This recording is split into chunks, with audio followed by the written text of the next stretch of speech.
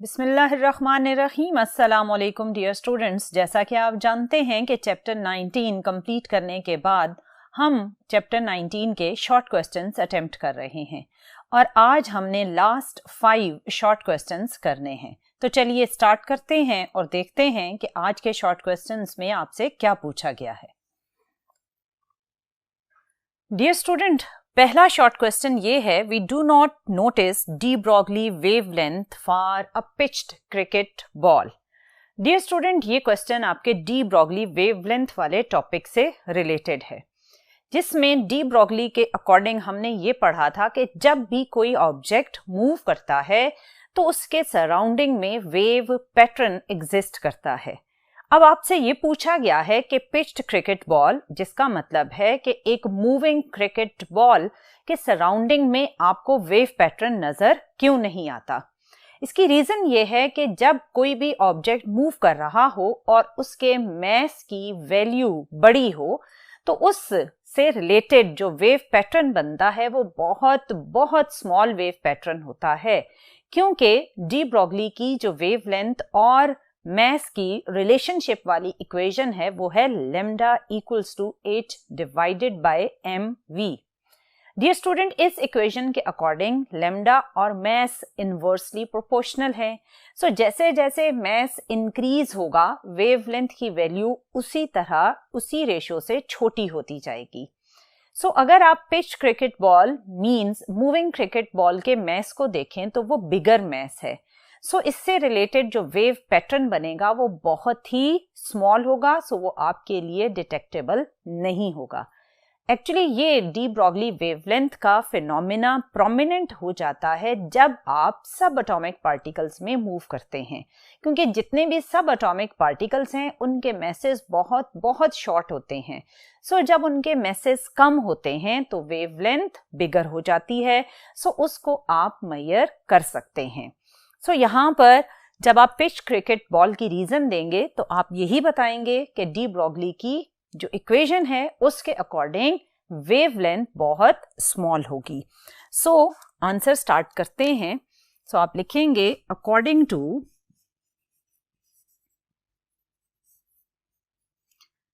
De Broglie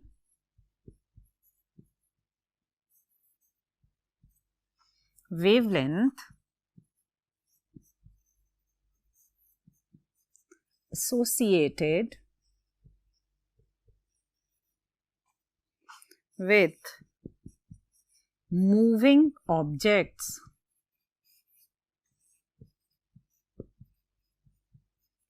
is lambda equals to 8 divided by mv।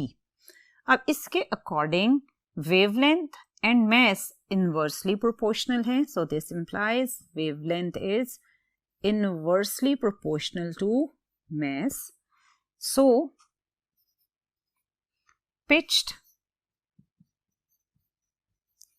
cricket ball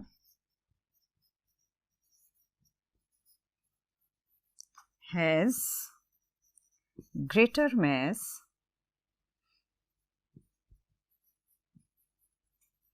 and smaller wavelength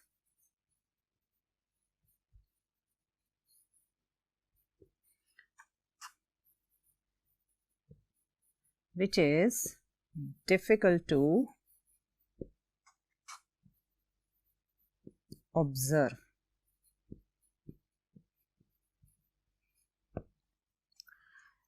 so dear student, ये तो एक simple सा short question था जिसको आपने बड़े आसानी से समझकर लिख लिया। अब चलते हैं और देखते हैं कि नेक्स्ट शॉर्ट क्वेश्चन की क्या स्टेटमेंट है। डियर स्टूडेंट, नेक्स्ट क्वेश्चन कुछ इस तरह है, if the following particles have the same energy which has the shortest wavelength. Again ये क्वेश्चन हमें डी ब्रॉगली से ही लिंक्ड नजर आता है, क्योंकि इसमें भी आपको डिफरेंट पार्टिकल्स दिए गए हैं। फॉर एग्जाम्पल इलेक्ट्रॉन है, फिर अल्फा पार्टिकल है, फिर न्यूट्रॉन है और प्रोटॉन है। इन 4 पार्टिकल्स का जिक्र है और इन चारों पार्टिकल्स की जो एनर्जी है वो सेम है। फिर आप ये बताएं कि अगर ये सेम एनर्जी है तो फिर ये वेवलेंथ के अकॉर्डिंग अगर हम इनको रिलेट करें तो किस पार्टिकल की वेवलेंथ सबसे शॉर्ट होगी। अगर आप मैसेज पर गौर करें तो इलेक्ट्रॉन, अल्फा, न्यूट्रॉन, प्रोटॉन, इन चारों पार्टिकल के मैसेज कुछ इस तरह से हैं। इन मैसेज की वैल्यूज को अगर हम देखें तो सबसे जो हैवी पार्टिकल है इसमें वो आपका अल्फा पार्टिकल है।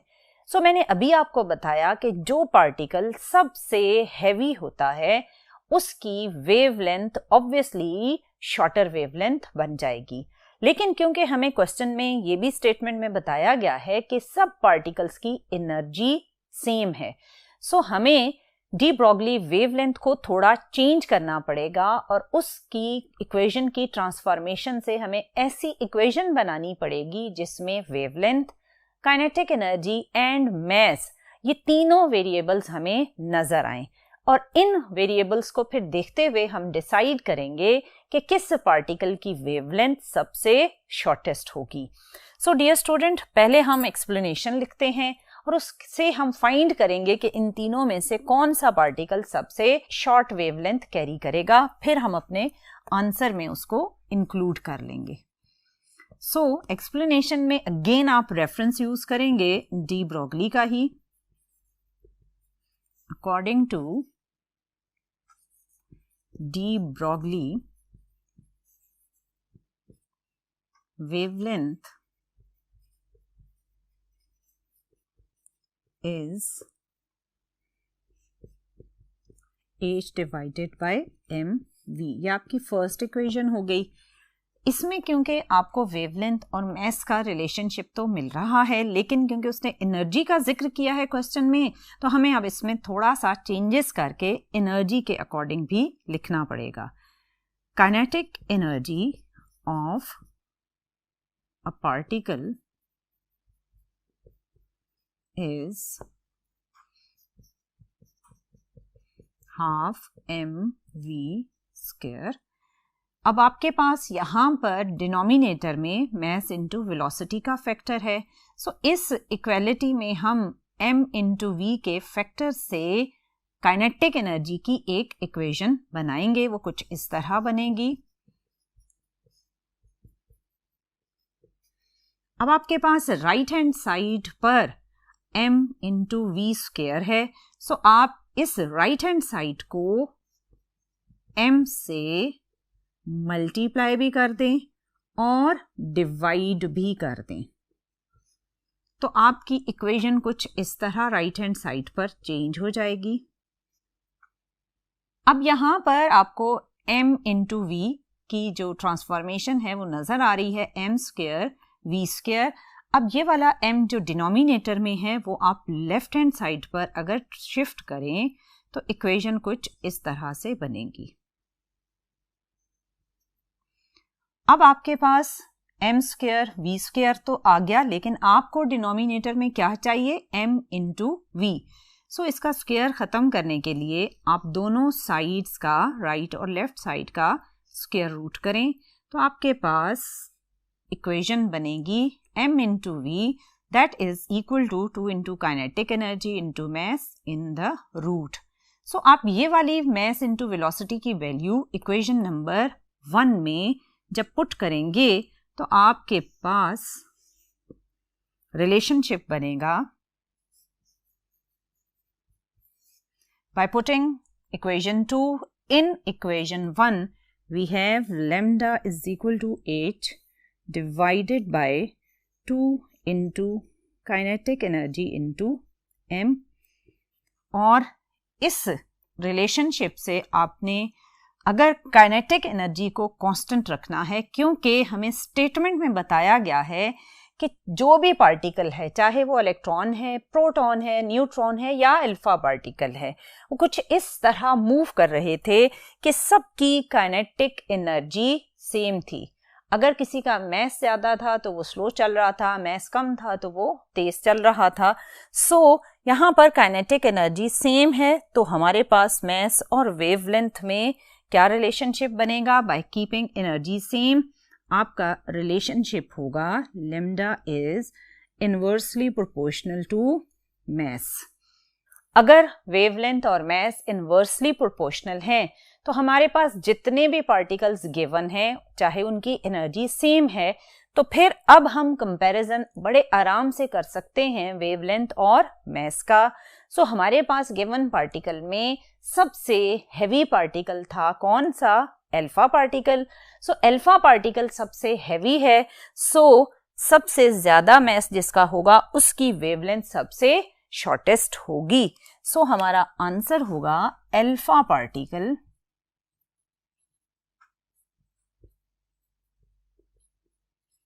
has shortest wavelength।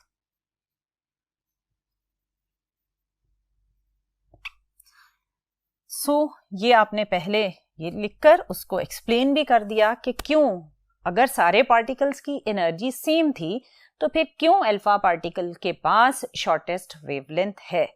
अब चलते हैं और देखते हैं कि नेक्स्ट शॉर्ट क्वेश्चन की स्टेटमेंट क्या है। डियर स्टूडेंट, क्वेश्चन की स्टेटमेंट कुछ इस तरह से है, when does light behave as a wave, when does light behave as a particle. आप ये बताएं कि कब आप कहेंगे कि अब light as a wave behave कर रही है और अब ये एज अ पार्टिकल बिहेव कर रही है। हमने प्लांक्स एनर्जी वेवलेंथ इक्वेशन पढ़ी थी, E is equal to 8c over lambda. इस इक्वेशन में अगर आप एनर्जी और वेवलेंथ को आपस में रिलेट करें तो जिस पार्टिकल की एनर्जी बहुत बहुत कम होगी उसकी वेवलेंथ उतनी ही ज्यादा होगी, क्योंकि एनर्जी और वेवलेंथ इनवर्सली प्रोपोर्शनल हैं। सो वो वाले फोटॉन्स जिनकी एनर्जीज बहुत कम होती हैं उनकी वेवलेंथ उतनी ही प्रोमिनेंट होती जाती है। आपने स्पेक्ट्रम में भी देखा था कि वो वाले फोटॉन्स या वो वाला पोर्शन ऑफ इलेक्ट्रोमैग्नेटिक वेव जहां पर वेवलेंथ बहुत बिगर है वहां पर पार्टिकल्स की एनर्जी बहुत ही कम है। सो अगर आपके पास पार्टिकल्स लो एनर्जी वाले होंगे तो उनकी वेव प्रॉपर्टी बहुत ही प्रोमिनेंट हो जाएगी। So low energy particles या low energy photons will have higher wavelength, so उनकी wavelength बहुत ही prominent होगी। तो आप फिर इस स्टेट में जब लाइट मूव करेगी तो उसके बिहेवियर को एज अ वेव स्टडी करेंगे। लेकिन वो वाले लाइट फोटॉन्स जिनकी एनर्जीज बहुत ज्यादा हैं, फॉर एग्जाम्पल अगर एक्स रे फोटॉन है या गैमा रे फोटॉन्स हैं तो इनकी एनर्जीज बहुत ही ज्यादा हैं। सो जब एनर्जीज बहुत ज्यादा होंगी तो वेवलेंथ बहुत ही छोटी हो जाएगी। सो इस स्टेज पर जब आप लाइट को देखें तो आप उसके पार्टिकल बिहेवियर को ज्यादा प्रोमिनेंट देख सकते हैं। सो सिंपली वो वाले लाइट फोटॉन्स जिनकी एनर्जीज कम हैं उनका वेव फिनोमेना प्रोमिनेंट होगा और ऐसे फोटॉन्स की हेल्प से आप इंटरफेरेंस, डायफ्रैक्शन, रिफ्रैक्शन इन फिनोमेनास को बहुत क्लियरली ऑब्जर्व करेंगे। और वो वाले लाइट फोटॉन्स जिनकी एनर्जीज बहुत ज्यादा हैं उनका वेव फिनोमेना या वेव पैटर्न इतना प्रोमिनेंट नहीं रहता, तो वो बिहेव करते हैं एज अ पार्टिकल। सो आप x ray photon, gamma ray photon को यूज कर रहे थे कहां पर? कॉम्पटन इफेक्ट में, पेयर प्रोडक्शन में, और आपने हाई एनर्जी फोटॉन ही यूज किया था फॉर फोटो इलेक्ट्रिक इफेक्ट। और इन सारे फिनोमेनाज में आपने देखा था कि light as a particle collision के अकॉर्डिंग बिहेव कर रही थी। इन सब फिनोमेनाज में इलेक्ट्रॉन और फोटॉन के बीच में आपने पार्टिकल कोलिजन को डिस्कस किया था। सबसे पहले आप इसमें रेफरेंस दे दें प्लांक्स इक्वेशन का। According to Planck's equation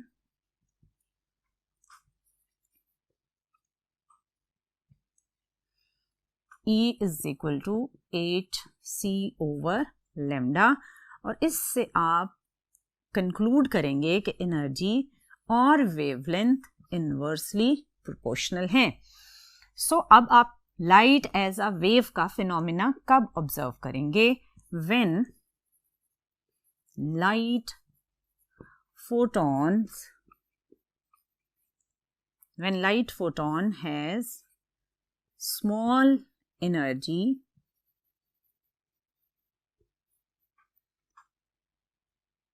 when light photon has small energy like 10 to power minus 10 electron volt, then it is difficult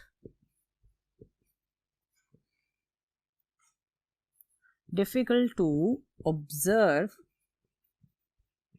it as a quanta, जिसका मतलब था एज अ पार्टिकल बिहेवियर, आप उसको observe नहीं करेंगे जब energy इतनी कम होगी. It is difficult to observe it as a quanta. और आपने जो फिनोमिनाज ऑब्जर्व किए थे जिनमें वेव फिनोमिना आपको बहुत ज़्यादा प्रोमिनेंट नज़र आया था, उनकी एग्जाम्पल्स क्या थी? वो थे आपके पास इंटरफेरेंस, डायफ्रैक्शन और फिर आपने रिफ्रैक्शन भी देखा था. इन सब फिनोमिनाज में, इंटरफेरेंस में, डायफ्रैक्शन में, रिफ्रैक्शन में लाइट कैसे बिहेव करती है? Light as a wave behave करती है.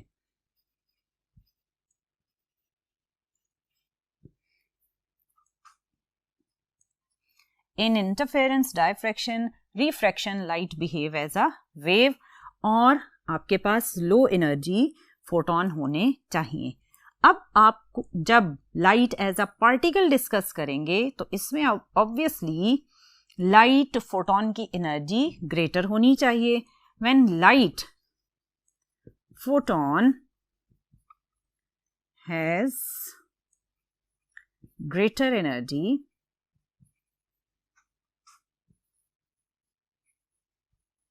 like 1 mega electron volt, like 1 mega electron volt, then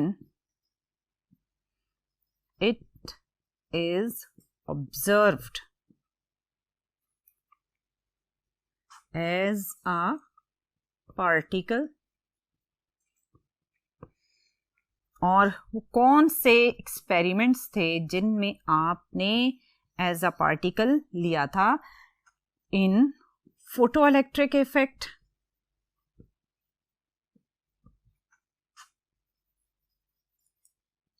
फिर आपने पढ़ा था कॉम्पटन इफेक्ट, एंड देन आपने पेयर प्रोडक्शन में पढ़ा. इन तीनों एक्सपेरिमेंट्स को जब आपने पढ़ा था तो आपने देखा था कि इन सब एक्सपेरिमेंट्स में लाइट को हमने एज अ पार्टिकल ट्रीट करवाया था. और आपने फर्स्ट ईयर में जब यंग्स डबल स्लिट एक्सपेरिमेंट देखा था, तो यंग डबल स्लिट एक्सपेरिमेंट में जब लाइट स्लिट्स में से पास करती है तो वहां डायफ्रैक्शन और इंटरफेरेंस के पैटर्न को आपने स्क्रीन के ऊपर डार्क एंड ब्राइट फ्रिंजेस की फॉर्म में ऑब्जर्व किया था. और वो इंटरफेरेंस का फिनोमिना था जिसकी वजह से डार्क और ब्राइट फ्रिंजेस बने थे. और ये सब इंटरफेरेंस, डायफ्रैक्शन, रिफ्रैक्शन वाले फिनोमिनाज तब ही ऑब्जर्व होते हैं जब light as a wave behave करती है. सो डियर स्टूडेंट, ये तो था आपका क्वेश्चन नंबर 25. अब चलिए देखते हैं कि नेक्स्ट क्वेश्चन क्या है. डियर स्टूडेंट, नेक्स्ट क्वेश्चन की स्टेटमेंट कुछ इस तरह से है: what advantages an electron microscope has over an optical microscope. Dear student, आपने बड़ी डिटेल में पढ़ा था कि ऑप्टिकल माइक्रोस्कोप और इलेक्ट्रॉन माइक्रोस्कोप में क्या डिफरेंस है.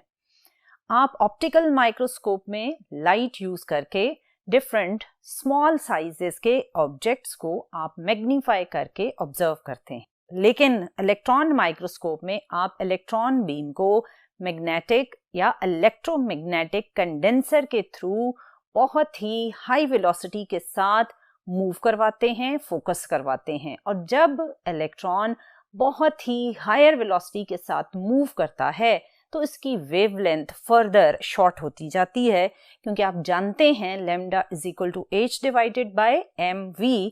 अगर आप इस इक्वेशन में वेलोसिटी को बहुत ज्यादा इंक्रीज करेंगे तो लैम्डा और ज्यादा शॉर्ट होता जाएगा। इसी तरह हम इलेक्ट्रॉन माइक्रोस्कोप में इलेक्ट्रॉन की वेलोसिटी को बहुत ज़्यादा इंक्रीज करके उसके वेवलेंथ को बहुत ही शॉर्ट कर लेते हैं, और इस शॉर्ट वेवलेंथ वाली इलेक्ट्रॉन बीम को यूज करके हम स्पेसिमेन की बहुत ही अच्छी मैग्निफिकेशन प्रोड्यूस कर सकते हैं, और उस मैग्निफिकेशन के साथ साथ उस इमेज की रिजॉल्विंग पावर भी बहुत अच्छी होती है। रिजॉल्विंग पावर का मतलब ये होता है कि जब आप किसी भी स्मॉल साइज ऑब्जेक्ट को मैग्नीफाई तो कर लें, लेकिन उसके डिफरेंट पार्ट्स आपको क्लियर नजर ना आए, तो इसका मतलब होता है कि इमेज मैग्नीफाई तो हो गया है, लेकिन उसकी जो डिटेल्स हैं वो रिजॉल्व नहीं हो पाई, वो आपको क्लियरली नजर नहीं आ रही। लेकिन इलेक्ट्रॉन माइक्रोस्कोप में हम ये दोनों काम, मैग्निफिकेशन एंड रेजोल्यूशन, बहुत अच्छी तरह डिटेक्ट करते हैं। इलेक्ट्रॉन बीम की हेल्प से स्पेसिमेन की बहुत ही अच्छी मैग्नीफाइड इमेजिंग आपको मिलती है, और उस मैग्नीफाइड इमेज के अंदर हर माइनर डिटेल आप बहुत ही अच्छी तरह देख सकते हैं। एक तो एडवांटेज ये है कि ये हमें हाई मैग्निफिकेशन देता है और हाई रिजॉल्विंग पावर भी देता है। इसके अलावा आप किसी भी स्पेसिमेन की माइनर डिटेल्स को as compare to optical microscope observe कर सकते हैं, एंड इस इलेक्ट्रॉन माइक्रोस्कोप की हेल्प से आप 3D क्वालिटी इमेजेस, बहुत ही हाई क्वालिटी के इमेजेस जनरेट कर सकते हैं। सो डियर स्टूडेंट, आपके पास जो इलेक्ट्रॉन माइक्रोस्कोप के एडवांटेजेस हैं उनमें से फर्स्ट एडवांटेज ये है, resolving power of electron microscope is 1000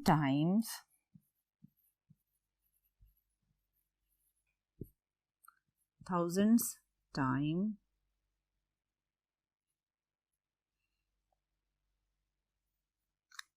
greater than optical microscope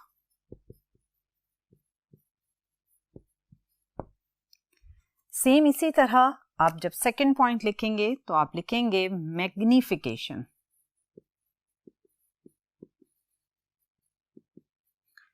of electron microscope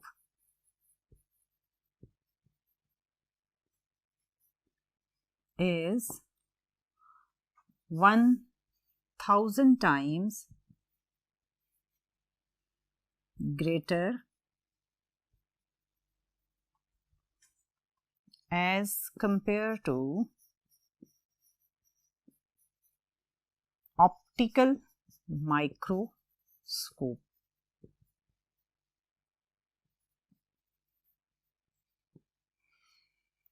ये तो आपके 2 पॉइंट्स हो गए। थर्ड पॉइंट में आप लिख सकते हैं, bye electron microscope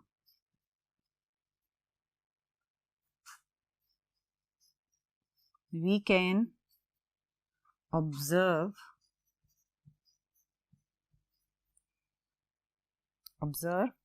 minor details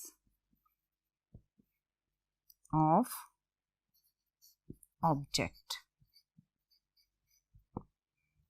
और आपके पास इलेक्ट्रॉन माइक्रोस्कोप में 3D images by electron microscope 3D images of high quality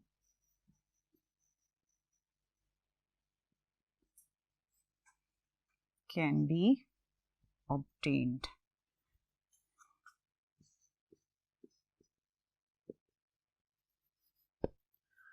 so dear student, ये तो था comparison of electron microscope and optical microscope. तो चलिए अब देखते हैं कि नेक्स्ट शॉर्ट क्वेश्चन क्या है।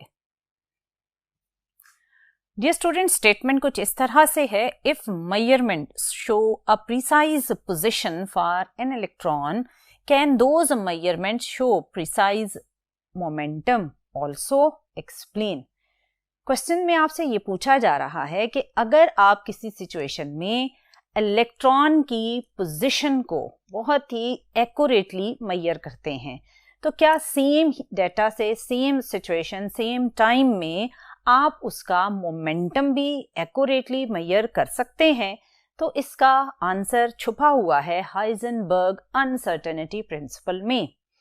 हाइजेनबर्ग अनसर्टेनिटी प्रिंसिपल ये कहता है कि जब भी आप किसी सब एटॉमिक पार्टिकल को ऑब्जर्व करते हैं तो एक टाइम में आप उसका एक ही वेरिएबल क्लियरली या एक्यूरेटली मेजर कर सकते हैं। अगर आप पोजीशन मेजर कर रहे हैं तो मोमेंटम आप नहीं मेजर कर सकेंगे एक्यूरेटली, और अगर आप मोमेंटम एक्यूरेटली मेजर कर रहे हैं तो पोजीशन एक्यूरेटली डिटरमिन नहीं की जा सकती। ये बिल्कुल ऐसे ही है जैसे एक बॉल को अगर आपने रिफ्लेक्टेड बॉल से या बाउंस बैक होने वाली बॉल से उसकी पोजीशन को लोकेट करना है, तो जब बॉल से आप उसे हिट करेंगे तो बॉल हिट करके जब वापस आएगी तो जो रुका हुआ बॉल था ऑब्वियसली पहले उसका मोमेंटम क्या था, 0 था, लेकिन जैसे ही उस बॉल ने उसको हिट किया तो उसके मोमेंटम की वैल्यू इंक्रीज हो गई। सो जो बॉल बाउंस बैक हुआ है उससे पोजीशन तो आपको पता चल गई, लेकिन उसी मोमेंट पर उसका मोमेंटम भी चेंज हो गया। सो अगर आप किसी भी इलेक्ट्रॉन को ऑब्जर्व करें तो उसकी पोजीशन अगर एक्यूरेटली आपने मेजर की with the help of light या with the help of photon, तो फोटोन के डेटा से आपको उसकी पोजीशन उस टाइम पे अगर एक्यूरेटली मिल रही है तो उसका मोमेंटम आपके पास एक्यूरेट नहीं होगा। इसी चीज को अगर आप हाइजेनबर्ग अनसर्टेनिटी प्रिंसिपल के अकॉर्डिंग देखें तो हम इसको इक्वेशन की फॉर्म में कुछ इस तरह देखेंगे, delta x into delta p equals to h divided by 2 pi. इसमें आपके पास डेल्टा एक्स और डेल्टा पी इनवर्सली प्रोपोर्शनल हैं। सो अगर आप डेल्टा एक्स क्लियरली मेजर कर रहे हैं तो डेल्टा पी ऑब्वियसली उसमें उसकी मेजरमेंट में अनसर्टेनिटी उतनी ही ज्यादा हो जाएगी। लेकिन अगर आप मोमेंटम क्लियरली मेजर कर रहे हैं या एक्यूरेट मेजर कर रहे हैं तो जो पोजीशन की अनसर्टेनिटी है उसकी वैल्यू बहुत ज्यादा इंक्रीज हो जाएगी। सो इसका आंसर होगा no,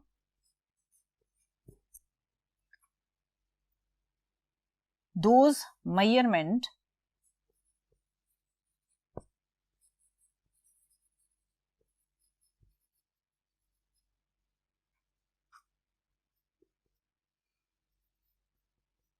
will not show precise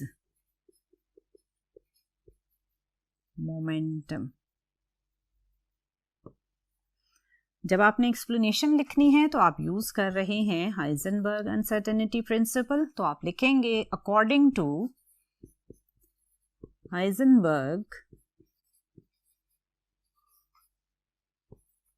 uncertainty principle delta x into delta p approximately 8/2 pi. अब इसमें आपके पास डेल्टा एक्स और डेल्टा पी क्या है, इनवर्सली प्रोपोर्शनल है। अगर आपने डेल्टा पी एक्यूरेटली मेजर किया तो इसमें अनसर्टेनिटी बढ़ जाएगी। अगर आप इससे एक्यूरेटली मेजर करते हैं तो मोमेंटम की मेजरमेंट में अनसर्टेनिटी बढ़ जाती है। सो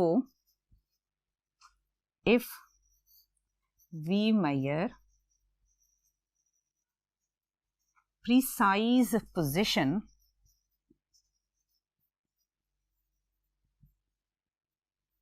then uncertainty in momentum will increase.